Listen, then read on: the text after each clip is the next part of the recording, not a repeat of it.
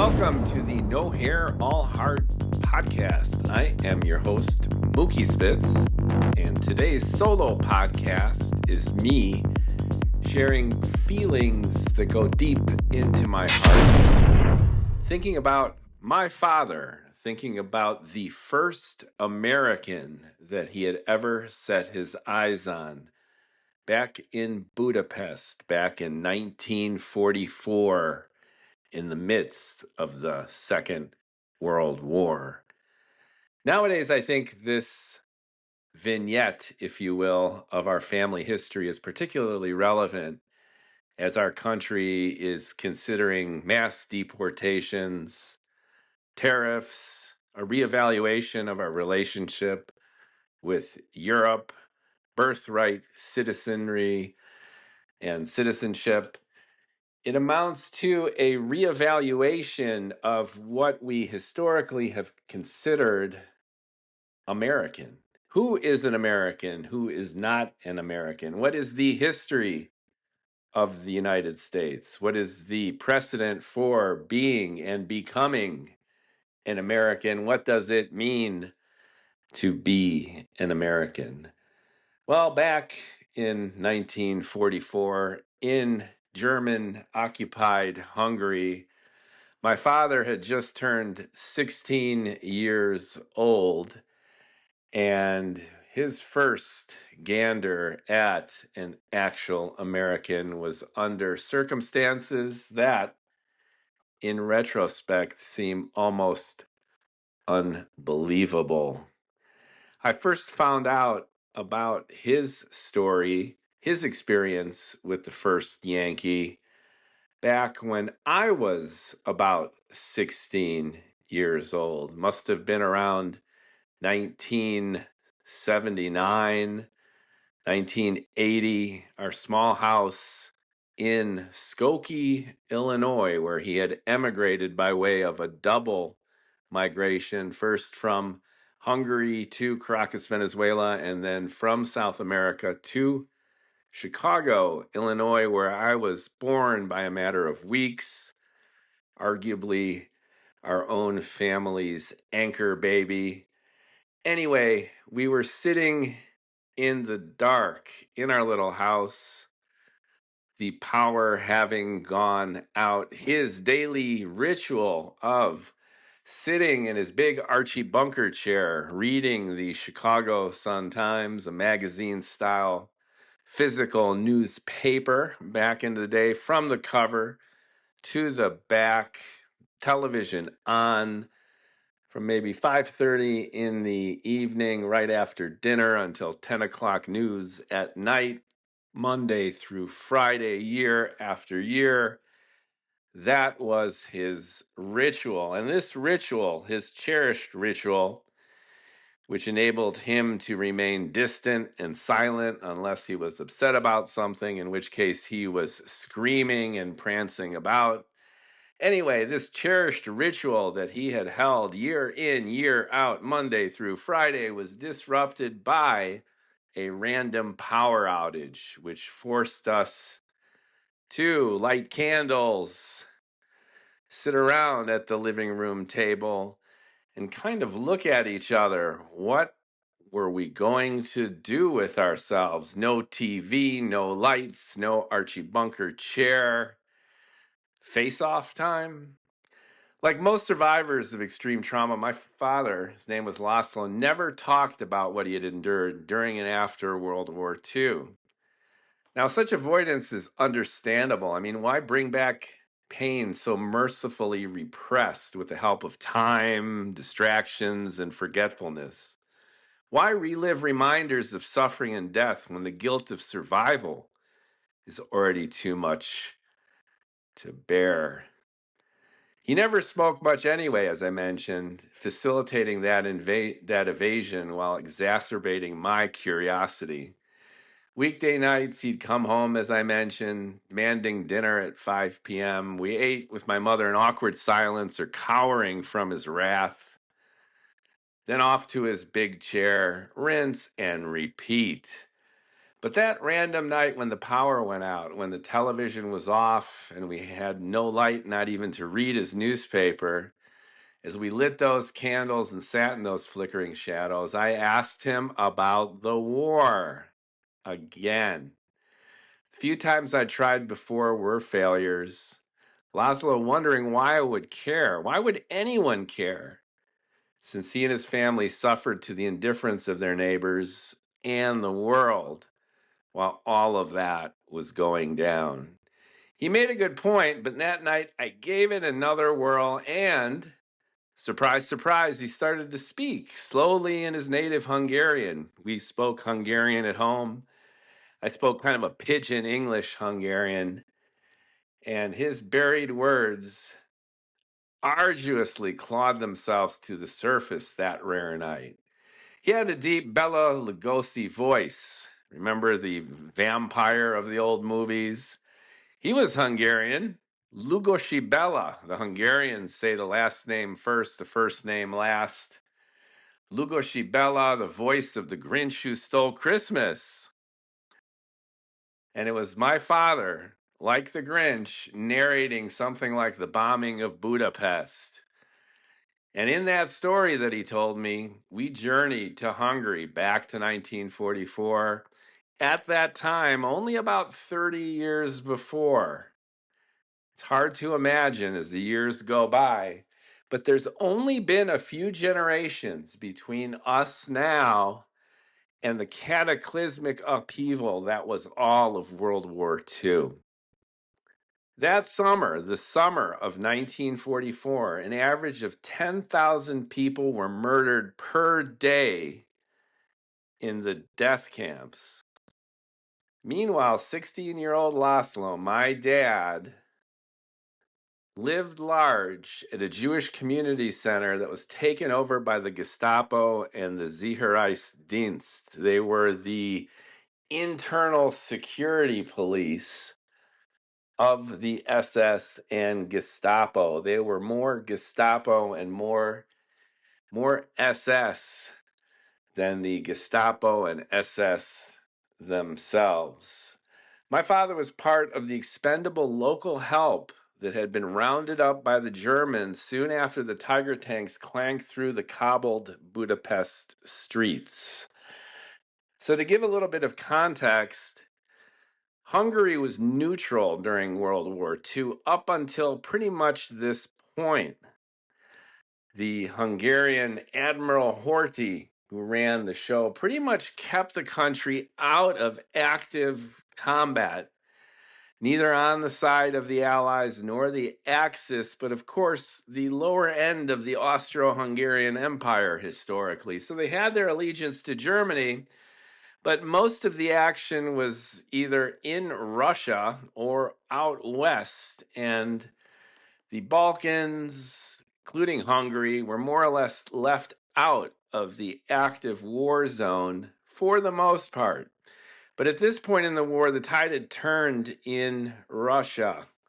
Operation Barbarossa, which Hitler had launched as a surprise attack against the Russians back in 1941, had backfired. Stalingrad was the tipping point. The Russian army was advancing west, and the Germans were scrambling to fortify defense against the encroaching Russian army. And to facilitate that, they moved their forces, the Wehrmacht military forces, into Hungary. It's kind of a barrier against that Russian inevitable and pretty much imminent onslaught. The date they rolled in was March 15th, I believe, 1944. My father's birthday was the 25th, so right around his 16th birthday, his world turned upside down. Jewish talent was recruited by the Germans whenever they took a country, either by force, annexation, or just a friendly, if you will, incursion, like they rolled into Hungary that spring. When they did so, the Jews were treated, as history has already made evident, But one thing that isn't often noted is that Jewish talent was recruited across the various trades, be they tailors, seamstresses, carpenters, electricians. The talent was, of course, expendable. It was free or very cheap. And before the Germans did with the Jews what we all know, or at least those of us who don't deny it know, they were used as slave labor. And my father, Laszlo, was chosen by his high school principal as the designated draftsman. The price he paid for being the most talented in shop class. So the Germans roll in. They start to do their thing within occupied Hungary. One of the first things they did was to round up talent. They sent a delegation to the Jewish high school in Budapest, where my father was a student. And the headmaster identified my dad as the most talented draftsman for the Germans to take and do with what they will or would. But interestingly enough, the Nazis gave him his own secretary and office in this refurbished Jewish community center. So, with tongue in cheek gallows humor, the Germans also occupied legacy synagogues, community centers, Jewish places of worship and gathering and work is kind of central hubs for the exploitation and eventual murder of the Jews themselves, including this community center where my father found himself with an office and a secretary at the age of 16. He decorated his office with his own cynical young sense of humor by pillaging the taxidermy shop that was located nearby. And he hung up deer heads and various game on those wooden backboards all around his desk in his office. He was a tall, dashing, Errol Flynn looking kid at the time, with a deeply cynical sense of humor, thus the wild game heads all over his office. And the Ubermensch thought that he was a cool cat. And they kind of, as we'll see in a second, made him their class clown. Laszlo, in turn, thought the tall, dashing, and blonde-haired, blue-eyed Aryans were cool cats, too. And it created an odd kind of Ashkenazi Nazi dynamic, if you will. He entertained them as the class clown and mascot to the point where they actually at one point printed official documentation with his photo, replete with Jewish star lurking on his lapel, the yellow star, making him an officer in the Sicherheitsdienst, the German internal security team. Official documentation. I don't know his rank, but he mentioned that it was officer level, and that just got all of them rolling in laughter that this young teenage Jewish draftsman that they had just, in a sense, kidnapped from his high school was an officer in the SD. At the time, Laszlo, my dad, felt invincible as most teens do and had no idea what was soon in store for him, for the Jews of Budapest, and the Jews of Hungary.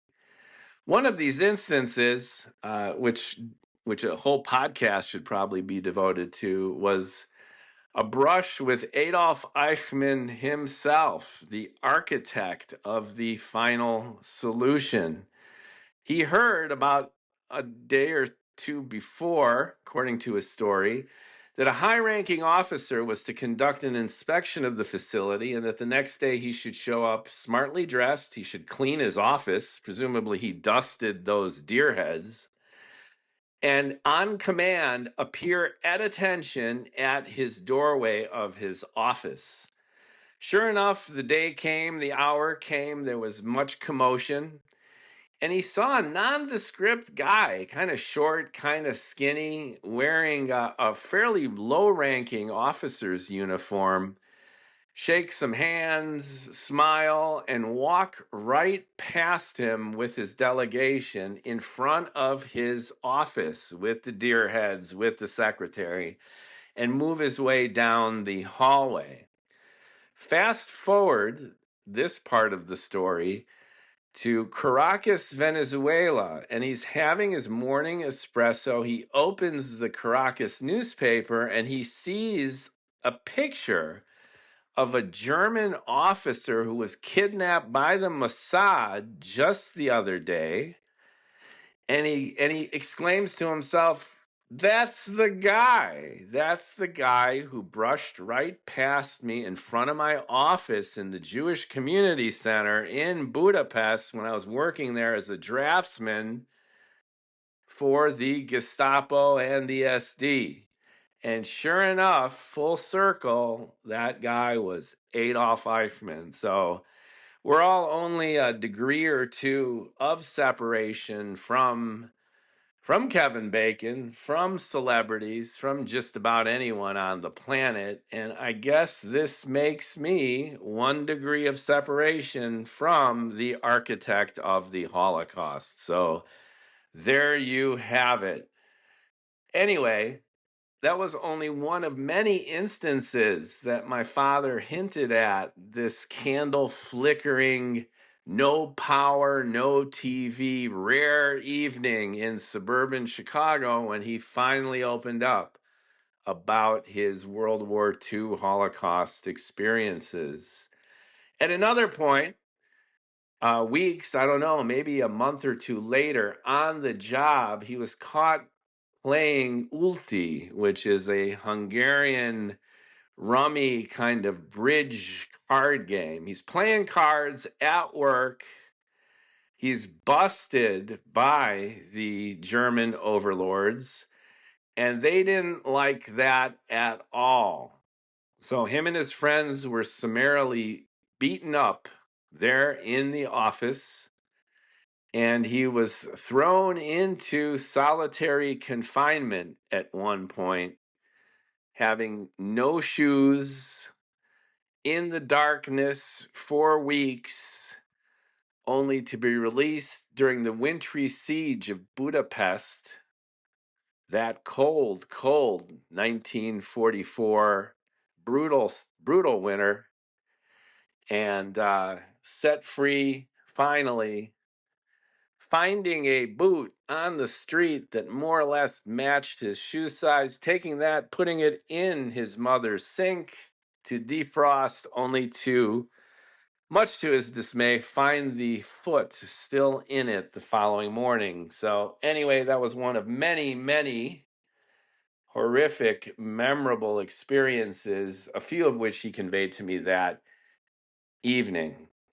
At another point around this time, he was almost rounded up, shipped to Siberia by the advancing Russians. There was a stint of being hidden in a neighbor's cellar, and the list goes on and on of the very, very rare and very, very lucky occurrences that basically helped him and his core family somehow survive the war. But back to this story. At some point during his service in this Jewish community center as a draftsman, somewhere between sharing air with Adolf Eichmann and being almost beaten to death for playing cards, he sat in his office one summer evening. He was drawing Wehrmacht uniform insignia. He was drafting various armaments. He recalled machine guns and pistols and who knows what, for who knows what reason. And the air raid siren went off. The staffers throughout the facility, Jewish, German, everyone panicked. As above them, the B-24 Liberators from the 15th Expeditionary Air Force. I looked it up just to confirm. They were sent from Italy to bomb Budapest at this point in the war because the factories, the ball bearing factories, were there in the outskirts of the city. There was various infrastructure. Mass bombing campaigns were now common, especially in Germany and throughout occupied Europe, Budapest being no exception. So there were fleets of bombers, squadrons of bombers up above unloading on the city. The heavy aircraft dropped mines into the Danube River to interfere with the boat traffic, bombs onto the Hungarian factories, the refineries, the oil tanks, and energy infrastructure. And they also released, according to my father's memory, leaflets throughout Budapest that boldly threatened the enemy with retribution for deporting thousands of Jews to the gas chambers in Auschwitz. So apparently the world was watching, and they let the Germans know that they were watching. But it's just too bad that the Allies didn't actually do anything to stop it. And I know that there have been books and documentaries, the infamous line from Roosevelt himself that we're not going to make this a Jewish war. But what a tumultuous time.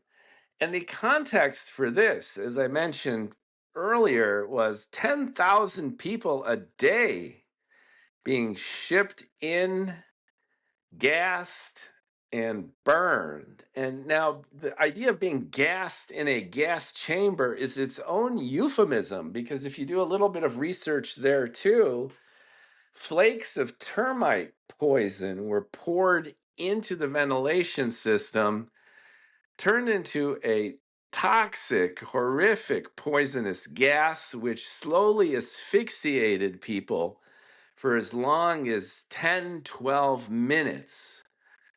That's what the gas was. But that, again, is a topic for another podcast. Suffice to say, for now, the liberators are above, the anti-aircraft batteries are firing, the sirens are going off, and his secretary, my 16-year-old father's secretary, shouts out, "We must go downstairs to the shelter." Rushing into his office, hysterical. And there was my dad, weighing whether to follow her and use the fog of war and to try to get some nookie. He actually, I remember him intimating that, saying that she was pretty, that candle flickering night. And then the other option would be, he told me, to see what was going on, to instead of hiding in the basement, check out the Sky Show. A direct hit kills us anyway, he apparently told her. So I'm going up to the roof. Want to join me? His last-ditch wink attempt. Imagine making your move, having a date as the sky above you exploded with electric death. Despite his resemblance to Errol Flynn, though, she didn't take him up on the offer and fled into the bunker below. So there he was. My father went up, not down, so to speak, made himself comfortable on the rooftop of the Jewish Community Center and watched the show. Searchlights darted across the sky as anti-aircraft flak burst around the illuminated bomber formations and escorting fighter squadrons. Laszlo watched streams of incendiaries poured out of the big planes, saw the distant explosions as factories and depots erupted. Imagine that sight. I mean, put yourself into the shoes of a teenager. Put yourself into your own shoes under these conditions. And now we could extrapolate to even current times. I mean, the bombing of Gaza, the ongoing wars that rage across the planet right now. One of the human rights organizations, I believe, pinned it at over 120 active combat zones, most of them involving, in horrific ways, innocent civilians like my father, are currently raging across the planet. So what have we learned? Well, times have changed and times are better.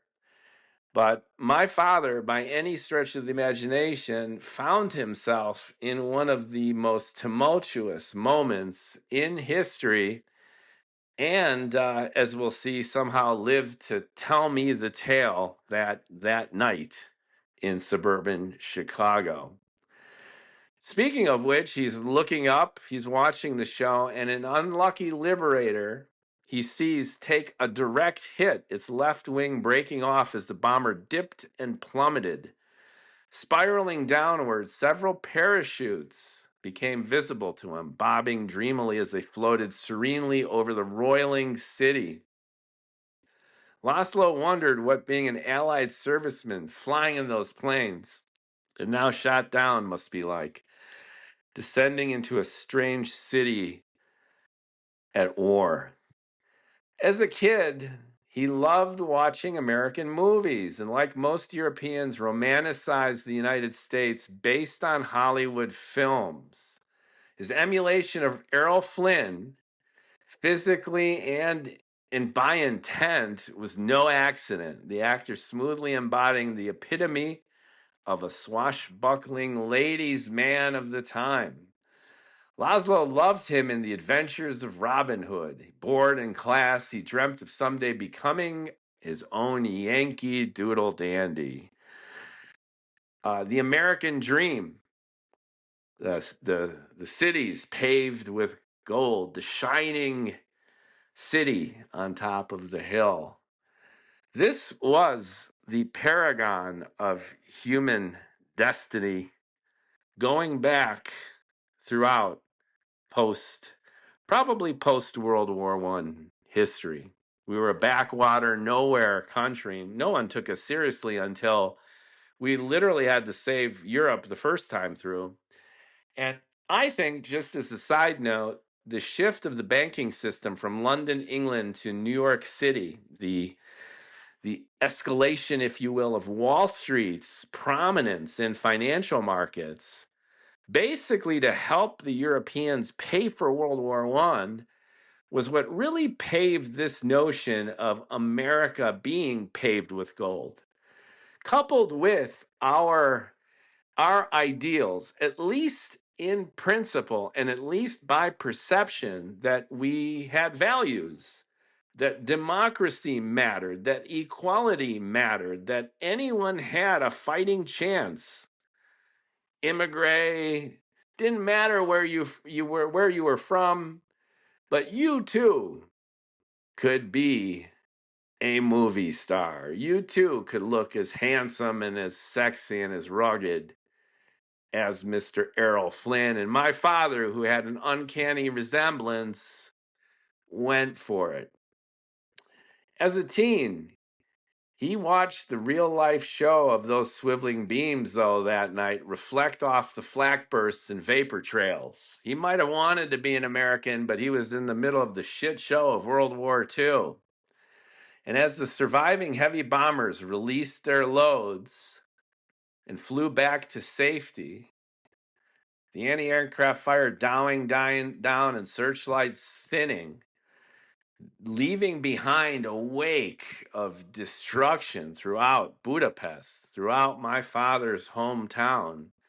Who knows how close, missing him and that Jewish community center in Budapest. Still alive, he trundled back downstairs and returned to his office. "You're crazy," his secretary said. Duly impressed, Spitz Laszlo had balls. If nothing else, he had a feeling of invincibility, a feeling that he knew this was a non-repeatable event. How often do American liberators bomb your city?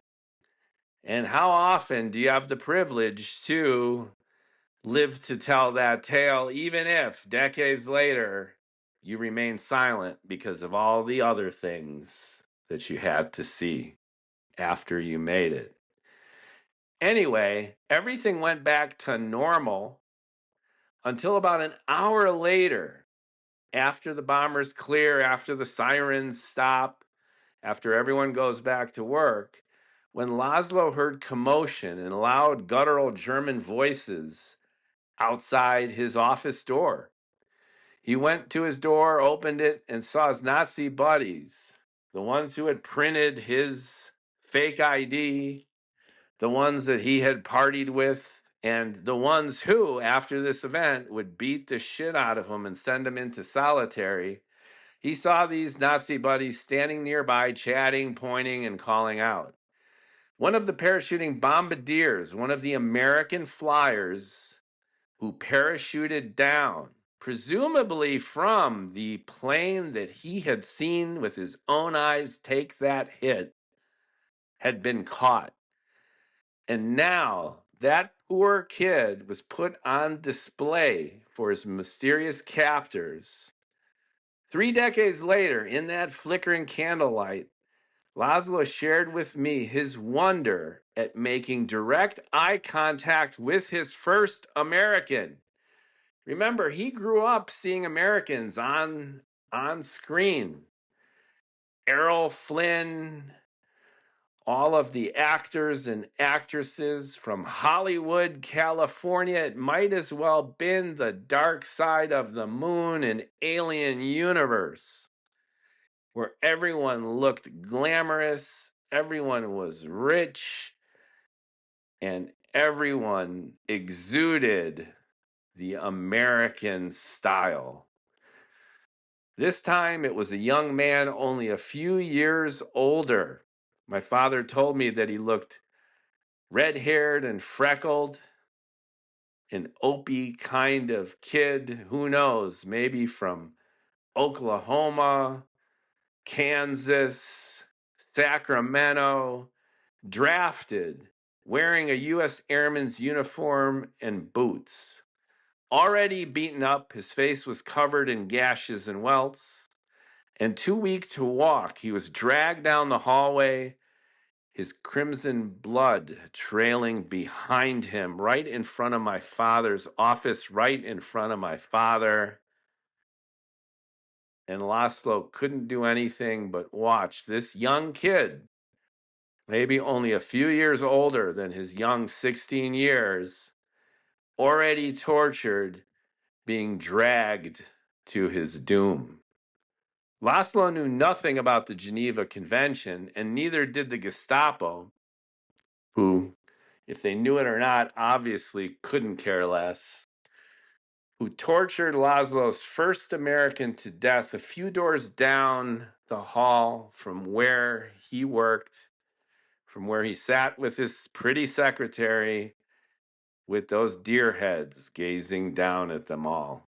As I watched my father speak that night, years later, candles flickering, I imagine young Laszlo at his desk, beneath those mounted heads, trying to concentrate on his work as the young U.S. flyer crowd out in agony. The American dream turned to a nightmare. Was this an ominous sign for the young, swashbuckling, Errol Flynn-looking Hungarian Jewish kid who had just been thrown into this mess?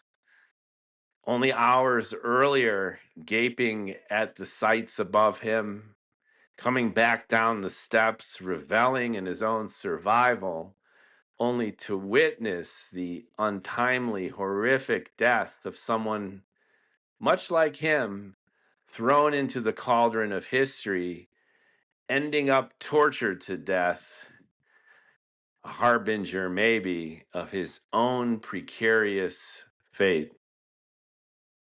Only a few months before this, Laszlo was hanging out with his friends, complaining about his parents, ignoring his younger brother, trying to get laid, no doubt, and wondering about his future when the most brutal war in human history little came knocking at his door.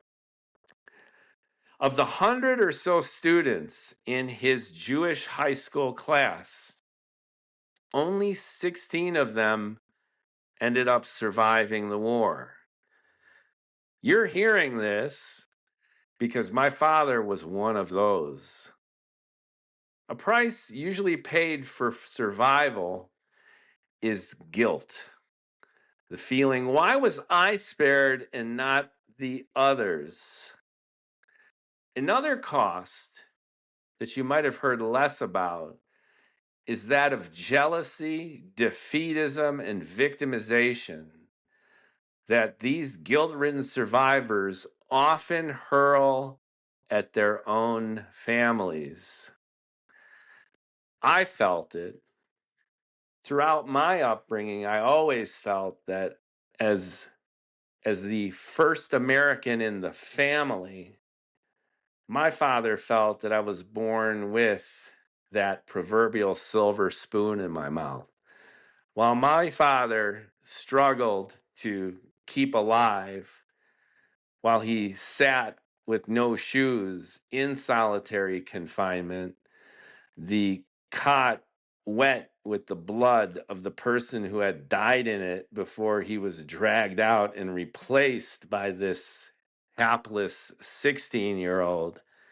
My father, who was almost deported to Siberia, who almost died so many times, who witnessed who knows what else he would never, ever tell me. My father spawned me on American soil without a care in the world. Part of him always wanted me to succeed. Of course, I was his kid. I was the fruit of his loins. But there was a simmering, devastating, lurking, and voracious jealousy that I could feel at the youngest of ages. There was a judgment that came with everything I did. I disappointed him in every way imaginable. This had to do a lot with the dissonance between his personality and mine. He had trouble finishing a complete sentence, and I can't shut the hell up, as you can probably tell. I was always more like my uncle, his brother, in terms of my proclivities, my character. My father, again, was the tall, dark, handsome, and brooding one, ready to explode at a moment's notice, but for the most part, taciturn, not the communicator, but the doer, the builder. He had a workshop in his basement, and he considered a real man someone who could build things and kick ass. And I was this sensitive, intellectual, math and science loving dork, and I always disappointed him. The first American, me, that was ever in the family was a disappointment to him. But I knew deep inside, even with his rebuke, his implicit and explicit abuse, him taking books out of my hands and telling me that they were too hard for me and why was I wasting my time reading and thinking about shit when I should be going out and playing sports and learning a real skill. I knew even back then that the subtext of his rage was the compensation of his own lost youth, the suffering that he had endured, and his way of reconciling and dealing with being at the ass end of one of the most cataclysmic events in human history was to let me have it. Because for me to survive and shine bright, cast a shadow that further darkened the shame and iniquity, not only of him surviving, but of him enduring all of this only to spawn a spoiled, rotten brat of an American kid. But back then, back during the summer of 1944, related to me that fateful evening 30 years later, with the candles flickering, my father, the taciturn one, finally opening up. He finally told me the one story that he was finally comfortable with, how he stared into the face of another American, the first American that he had seen face to face moments from that poor kid's death. And as he related this story to me with the candles flickering, I saw him look into my face, his own first American. And I likely filled him with equal curiosity, wonder, and terror. And I'll never forget that moment when this connection between that young kid that he saw dragged away down the hall and his young son, whom he no doubt felt was equally vulnerable and subject to the whims not only of history, but his judgment, rebuke, and painful, hesitant, although vast and giving love. And it moves me to tell the tale. And it moves me to tell the tale as I began this within the context of how we see ourselves as a country, whom we consider true Americans and whom we don't. And it behooves us to remember the sacrifices made by millions of Americans to protect and cherish at least the perception of what it means to be an American, exemplified by going out of our way to fight for freedom and against tyranny and oppression. And I remember my dad with fondness. I've forgiven and moved on from many of these challenges that we shared. And what's helped me along is to realize that it's taken two to tango. He was, by any stretch of the imagination, a bad dad. But I was also a bad son because I either refused or was unable to appreciate what he knew that I had without even having to fight for it. And that, more than anything, is a message that could and should resonate for Americans now. It's easy to take for granted what so many people have fought so hard for. And it's way easier than that to give it all away. Thanks for listening. There'll be more of this theme as I process my own feelings about it. And I'm eager to hear what you think and if you have your own stories about family, about father-son relationships, and about the vicissitudes of fate and history, and how the more things change, the more they remain the same, and how we seem to have to keep learning and relearning the same lessons over and over. Thanks for listening to the No Hair, All Heart podcast.